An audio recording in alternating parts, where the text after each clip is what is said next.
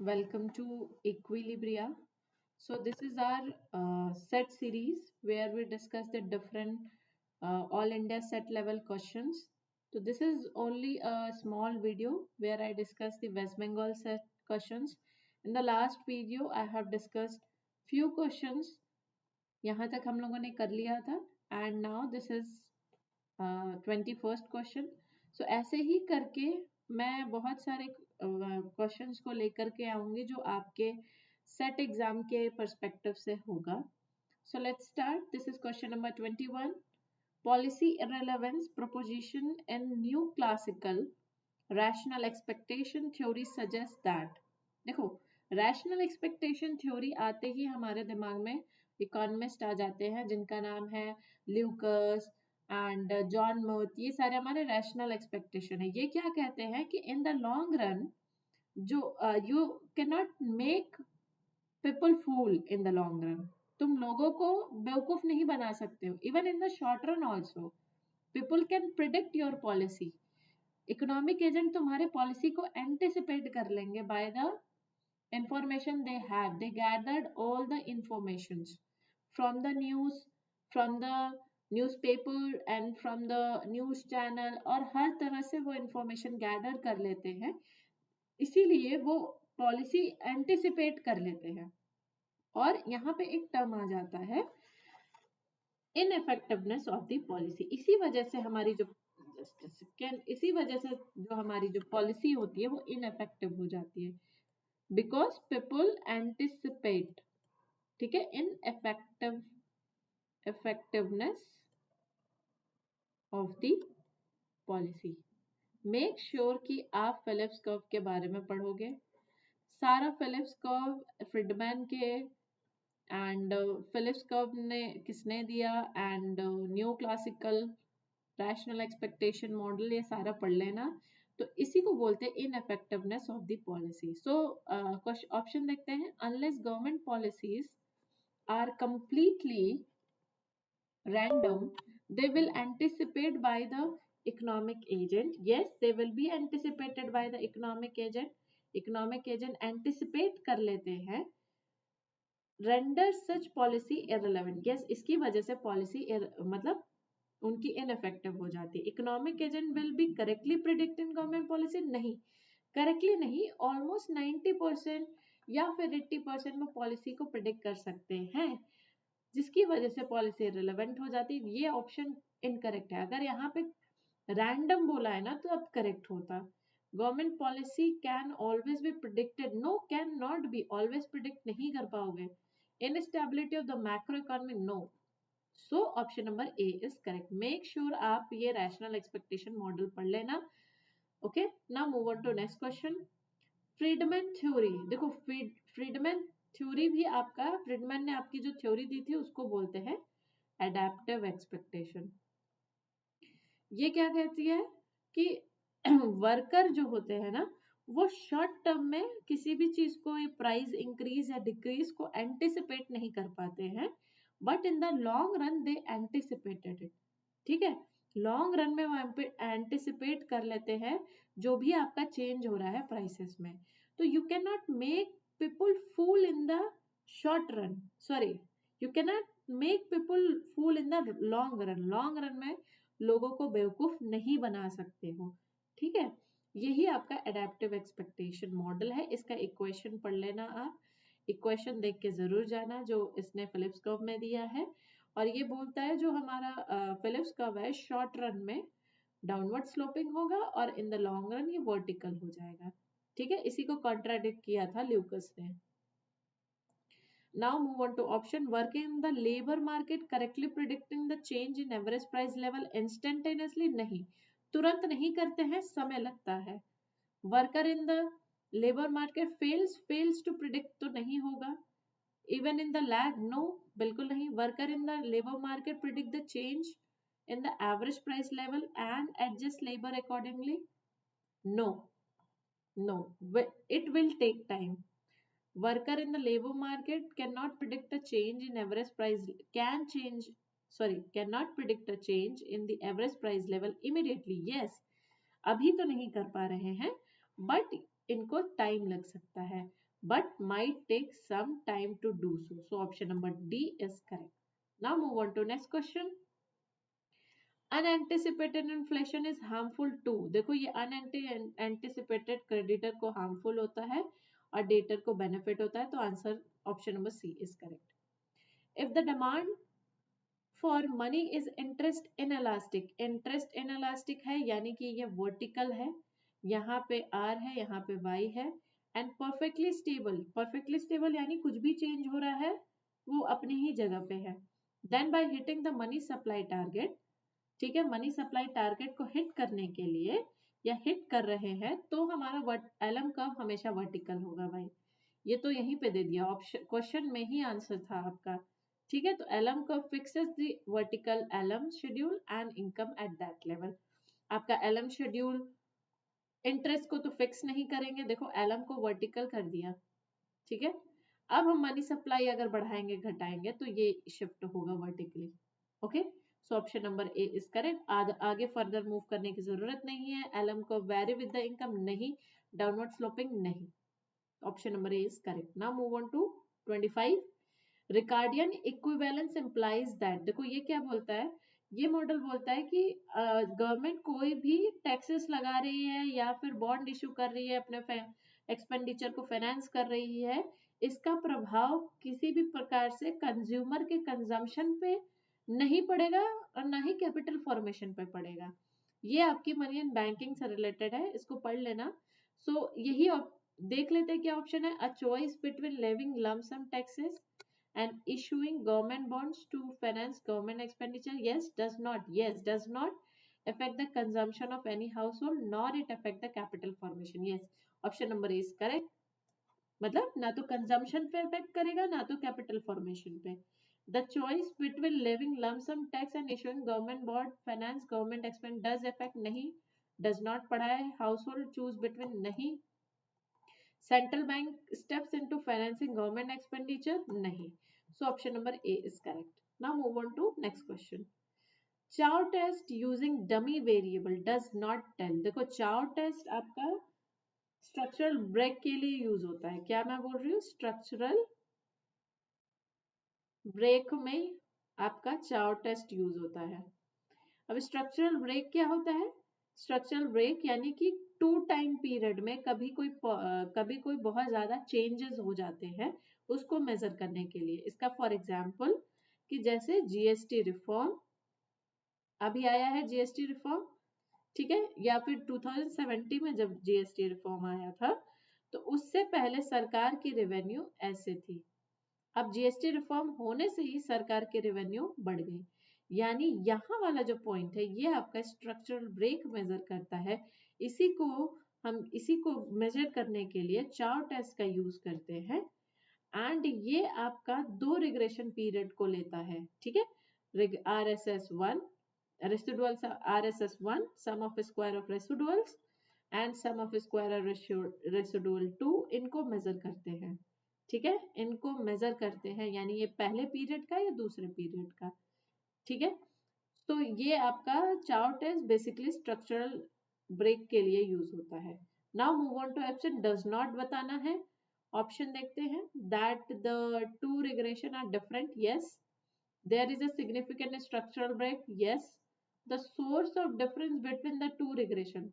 No, source नहीं हो सकता. ठीक है, दो रिग्रेशन का सोर्स नहीं बताता है. The estimate of two regression function are statistically different. Yes, इसका अलग होगा एस्टिमेट, इसका अलग होगा एस्टिमेट. ठीक है, so option number C is incorrect. Now move on to next question. If one of the explanatory variable in our regression model is lagged value of the dependent variable, ठीक है, then the model is, देखो अपने ही model का lagged है यानी कि y equals to yt minus 1 अपने ही value का लैग्ड है तो ये ऑटो रिग्रेसिव मॉडल है. इसको बोलते हैं auto regressive model. Option number B is correct. Now move on to next question. सम, देखो यहाँ से ना क्वेश्चंस अच्छे अच्छे हैं. यू कैन सी दैट कि कितने अच्छे अच्छे क्वेश्चंस हैं. ठीक है, ये वाले क्वेश्चंस देख लेते हैं. मैं उस क्वेश्चंस पे आऊंगी. ये वाला क्वेश्चन देख लेते हैं, बहुत अच्छा क्वेश्चन है इकोनोमेट्रिक्स का। मेक श्योर कि आप इकोनोमेट्रिक्स अच्छे से पढ़ के जाओगे जब आप वेस्ट बंगाल सेट देने जा रहे हो, ठीक है। Y I is equals to beta 1 plus beta 2 1 upon X I plus mu I, ठीक है। ये आपका है रेसिप्रोकल मॉडल में जाएगा। लॉग, ये आपका है लॉग लॉग लिन मॉडल, लॉग लिन मॉडल। इसका इंटरप्रिटेशन जरूर पढ़ लेना।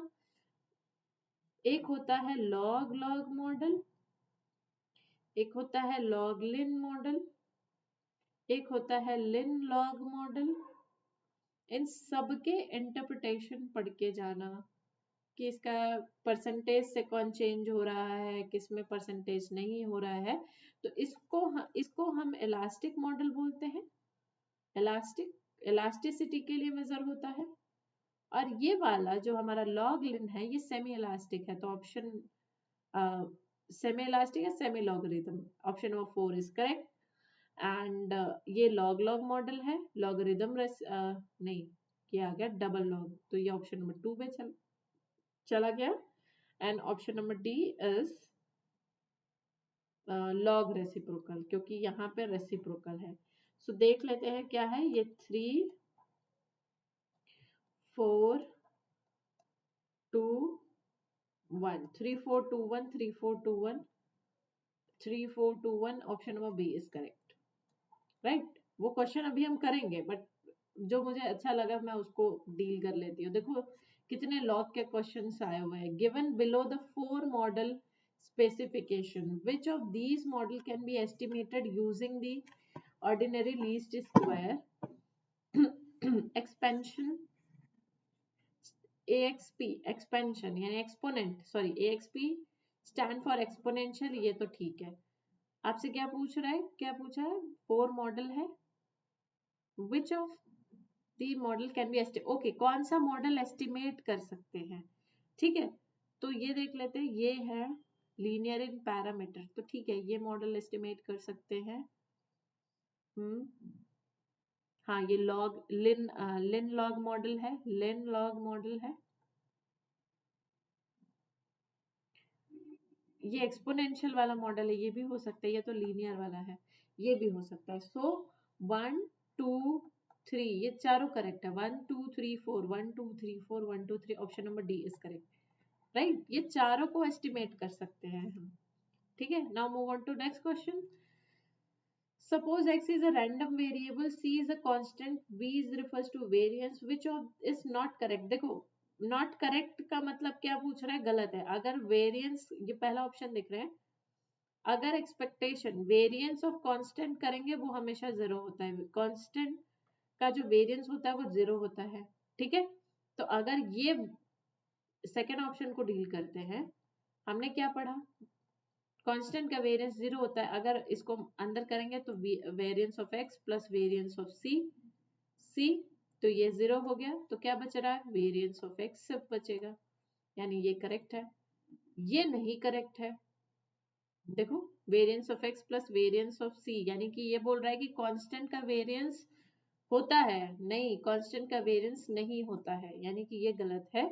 अगर इसको सॉल्व करते हैं, कांस्टेंट का वेरिएंस कैसे होता है, देखो अब ये मल्टीप्लाई के फॉर्म में दे दिया, यानी कि जब भी ये कांस्टेंट बाहर आएगा तो स्क्वायर के फॉर्म में आएगा, यानी कि स्क्वायर वेरिएंस ऑफ c का स्क्वायर वेरिएंस ऑफ x, ठीक है। ये ऐसे बन के आएगा, तो ये भी करेक्ट है। So option number C is not correct, ठीक है। Now move on to next question. The model that is most frequently applied in the empirical studies when the regression is of count type। देखो count type यानी कि 0 1, ठीक है। Model है, number में कोई मॉडल है, तो उसके लिए हम पॉइसन रिग्रेशन मॉडल का यूज करते हैं। मल्टी मॉडल ना, मेक श्योर ये सारे मॉडल्स को आप पढ़ लेना एक बार, ठीक है, पढ़ के जाना। एक जब इससे पूछ सकता है तो ये सारे से भी पूछ सकता है।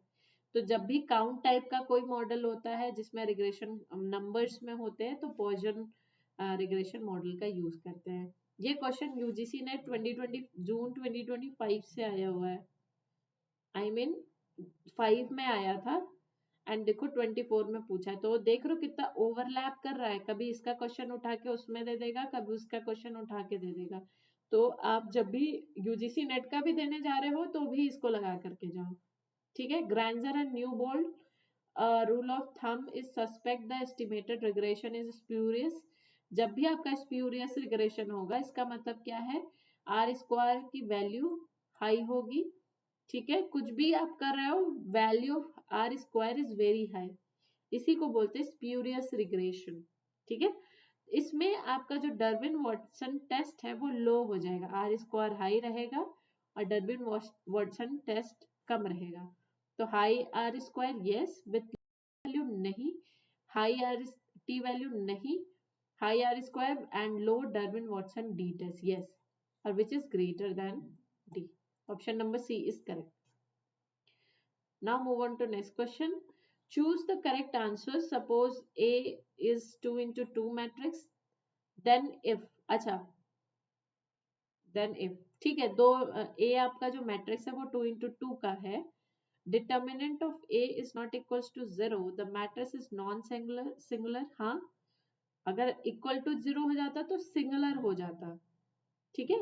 And there is no linear dependence, yes there is no linear dependence, कि कोई भी लीनियरली डिपेंडेंट नहीं है इसके अंदर वैल्यू, ठीक है।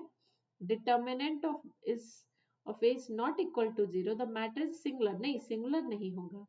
Determinant is not equal, the matrix is non singular, its rank less than 2, its rank less than 2, नहीं नहीं नहीं, अगर ये डिटर्मिनेंट इसका 0 हो जाता तब इसका रैंक जो है वो लेस देन 2 होता, ठीक है। The determinant of A is not equals to 0, the matrix is non singular, there is a linear dependence, नहीं, there is no linear dependence, किसी भी प्रकार का लीनियर डिपेंडेंस नहीं होगा। So option number A is correct. Okay, now move on to next question. देखो the slope of the double log regression, देखो double log आ गया यानी कि लॉग लॉग मॉडल है, तो लॉग लॉग मॉडल आपका क्या शो करता है, ऐसे फॉर्म में होगा ln yi equals to beta not plus beta 1 ln xi plus ui, ऐसे फॉर्म में होगा, ठीक है। इसको लॉग लॉग मॉडल बोलते हैं। इसका इंटरप्रिटेशन वही होता है जो इलास्टिसिटी का होता है, यानी percentage change in y to the percentage change in x, ठीक है, यही होगा। The relative change in y, relative change तो नहीं होगा, एब्सोल्यूट चेंज भी नहीं होगा। The percentage change in y for a percentage change in yes, yes, option number C is correct, ठीक है। Now move on to next question. Examine the following diagram, अच्छा ये गिनी कोफिशिएंट है, गिनी कोफिशिएंट है, हमें क्या पूछ रहा है, the Gini coefficient is sorry इसका गिनी कोफिशिएंट होगा a upon a plus B, यानी a अपॉन इन दोनों का प्लस, यही है, option number B is correct. Now move on to next question. Consider the function fx equals to fx x square, define, just a second, define over the interval 0 and 1, this function is maximized, मतलब ये function maximise कब होगा, जब इसका first derivative करोगे तो आएगा 2x, ठीक है। अब 0 एंड मैक्सिमाइज कब होगा ये आपको देखना पड़ेगा। अब पहले हम वैल्यू रखते हैं, अगर f0 होगा तो x की वैल्यू क्या होगी, 0 का स्क्वायर, दैट मीन्स 0। f अगर 0 के और 1 के बीच में लाई कर रहा है तो 1/2 होगा इसका डेरिवेटिव, f डैश x 1/2 है यानी 1/4 होगा, ठीक है। अगर आपका fx f f1 रख रही हूं मैं, यानी कि पहले वाले डेरिवेटिव में, तो ये 1 आएगा, यानी कि इसकी वैल्यू मैक्सिमाइज कब हो रही है, इसकी वैल्यू मैक्सिमाइज होगी जब आपका x का वैल्यू 1 होगा, ठीक है। देखो 0 रख रहे हैं तो 0 हो रहा है, और 1/2 रख रहे हैं तो 1/4 हो रहा है, राइट। 1/2 रखेंगे, इस वाले वैल्यू में रखो, पहले वाले में 1/2 रख रहे हैं तो 1/4 हो रहा है, और जब 1 रख रहे हैं तो 1 हो रहा है, यानी मैक्सिमाइज कब हो रहा है, जब x की वैल्यू 1 होगी। So option number C is correct. Now move on to next question. Choose the correct answers. Y is equals to, हाँ, जब डिफरेंशिएशन के क्वेश्चंस को प्रैक्टिस करके जाना, नेट में भी आ सकते हैं, इंटीग्रेशन भी आ सकता है, सो मेक श्योर आप डिफरेंशिएशन एंड इंटीग्रेशन लगा के जाओगे. सो y इक्वल्स टू 2x की पावर 5, इसको सब्सटीट्यूट, इसको बाई पार्ट यानी अंदर जा जाके डिफरेंशिएट कर सकते हैं. तो सबसे पहले dy बाई dx लॉग का डिफरेंशिएशन करेंगे 1/2x की पावर 5 और 2, फिर अब इसका डिफरेंशिएशन करेंगे तो 2 इंटू 5x की पावर 4, तो ये हो गया 10x की पावर 4 अपॉन 2x की पावर 5, कैंसल आउट हो गया, ये 5 हुआ, ये पूरा कैंसल आउट, ये पावर यानी 5/x. So option number A is correct. Clear है? ठीक है. सो ऐसे ही आपके बहुत सारे वीडियोस आएंगे. सो दैट इज इट. ये बहुत छोटा सा वीडियो है. एंड नाउ मैं नेक्स्ट वीडियो में इसके फर्दर क्वेश्चंस को डील करूंगी. देखो कैसे कैसे क्वेश्चंस है, एक बार इसको भी देख लेते हैं जल्दी से. This is alpha x plus beta y, alpha plus beta 1, okay. Alpha, okay, which is greater than, करना क्या है इसमें, ठीक है. Which of the above is example of convex combination of x and y. तो कन्वेक्स कॉम्बिनेशन मतलब जब alpha beta 0 और 1 के बीच में लाई करे, और मतलब कन्वेक्स का ये है कि जब अल्फा बीटा उसके 0 एंड 1 के बीच में लाई करे. तो इसमें कहाँ लाई कर रहा है, ऑप्शन नंबर 3, यानी ओनली 3 इज करेक्ट. नहीं नहीं नहीं, जस्ट अ मिनट, क्या बोल रहा है, कन्वेक्स फंक्शन है ना, ओके, यानी कन्वेक्स फंक्शन, ओके. हाँ ठीक है.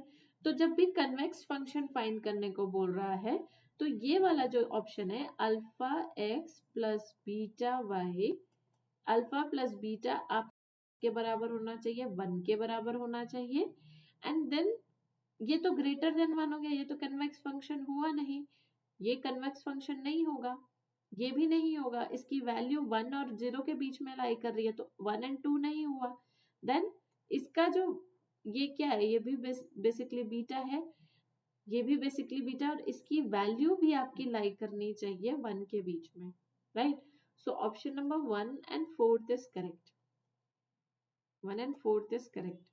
तो देख लेते हैं, ओनली 2 नहीं, 1 and 4, yes, option number B is correct. इसी को ऐसे, ये एक कन्वेक्स फंक्शन का एग्जाम्पल है जिसमें आपसे पूछता है कि अल्फा बीटा अगर कोई दो वैल्यू है वो एक के बराबर है और उसकी भी वैल्यू एक लाइन के फॉर्म में है, तो आपका क्या है, वो कन्वेक्स फंक्शन है. देख लेते हैं नेक्स्ट क्वेश्चन को, क्वेश्चन नंबर 44. ये बहुत इजी सा क्वेश्चन है, ठीक है. ए आपका मैच द फॉलोइंग है. इफिशियंसी पैरामीटर आपका ए से रिप्रेजेंट होता है, डिस्ट्रीब्यूशन पैरामीटर आपका अल्फा से represent, substitution parameter is represented by Q, नहीं, क्यू नहीं, substitution parameter, return to scale is represented by mu. What is q here? Q is output ना.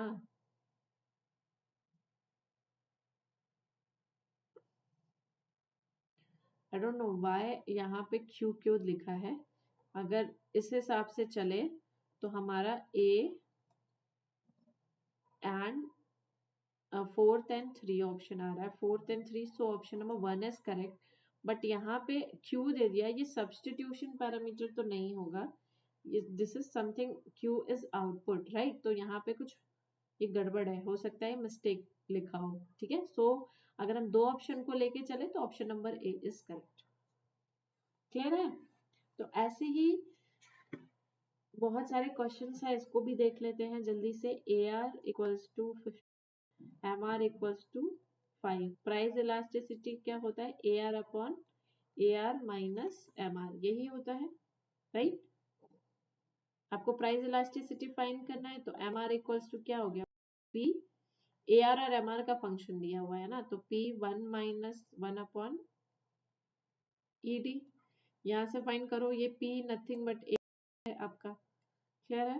तो यहाँ पे ये हो गया 5 equals to 15, 1 minus 1 upon ED, solve करते हैं जल्दी से, ये हो गया 5 upon 1 minus 1 upon ED, 1 upon ED equals to 1